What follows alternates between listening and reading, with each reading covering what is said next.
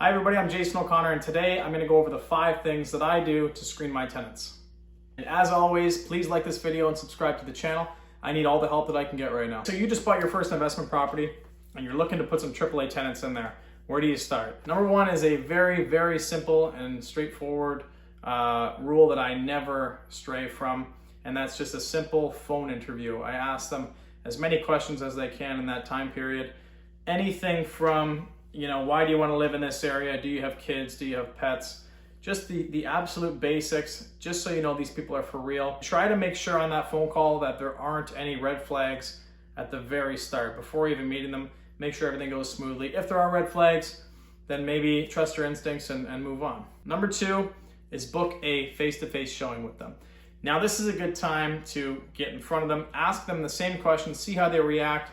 Make sure when they show up, you request for them to bring their photo ID, so you know that that person is actually that person. There's a lot of professional tenants out there that will say a name to you and they will come off as Noah, but really they're Bob. And trust me, I've seen it happen before. And if you move forward with Noah and not Bob, it could be pretty disastrous. So make sure it's very simple. Just ask them to bring their photo ID with them. And when you meet them, take a look at it, scan it if you have to, and then move on. But all these questions that you have to ask them on the phone, kind of, mix them up a bit in the face-to-face interview. Show them the house, see if they like it. Talk to them, ask them questions. Always, always, always be asking questions. And again, if there are any red flags in the face-to-face showing, be cautious. Trust your instincts. Okay, so now we had a phone call with them and they seemed normal. We met them and they were awesome people, very nice, and the face matched the photo ID. The third thing that we're going to do is request a rental application. Here in Ontario, we have a form and it's numbered 410 through the Ontario Real Estate Association. With other areas, I'm not too sure, but you can find editable PDF versions of that online all over the place. You're going to want to send it to that person, have them fill it out. It'll give you a slightly more in-depth idea as to who they are.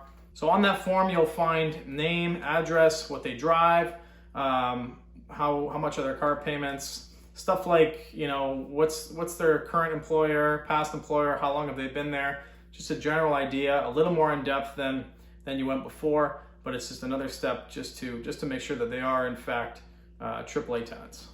In my situations, once that has gone well and maybe the income on the sheet is sufficient and I'm wanting to move forward, I will then move on to number 4, which is getting all of the necessary documentation. I get asked this question quite a bit. Being in real estate, clients are always curious as to what they need in order to be approved by a landlord. Now, me as a landlord, when I'm approving a tenant, I like to see a credit report from a reputable source, and that's, to me, either Equifax or TransUnion. Generally Equifax, they have a same-day credit report that you can pay for and get it right away. It's got their credit score and their entire financial history. Basically, it's super, super in-depth. Another option for the landlord, and you need the tenant's approval to do this and to check this, but you can use a site such as Neighborly. I haven't used it personally, but I have heard really good things about it. It would be, paying, I think it's about $20. I'd have to check that. But that will give you basically a full background on them, and trust me, it's an extremely necessary step that you have to take. The other thing that you're going to want to ask for is a letter of employment or pay stubs.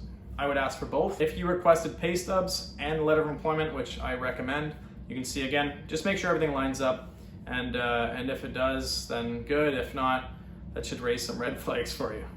And the other thing that is extremely necessary, and it's often overlooked, or when people get them, they don't call them, a reference.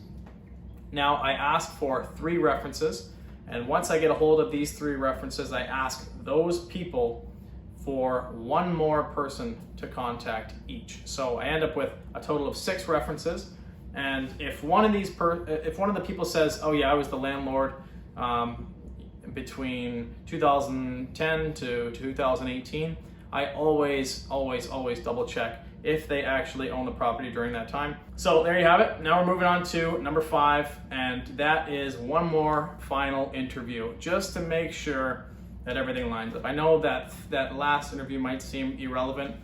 To me, it's extremely relevant. I like to show up, talk to them, And then again, just make sure that everything is A-okay. And once that interview is complete, I present them with, in Ontario, again, our government standard lease form, which locks them in place for whatever duration of time you select. Guys, real estate can be extremely, extremely expensive. Not just getting into it, the barrier of entry can be quite high, but also fixing things. And if you don't put the right people in your property, you can be stuck with an asset that's just costing you every single month.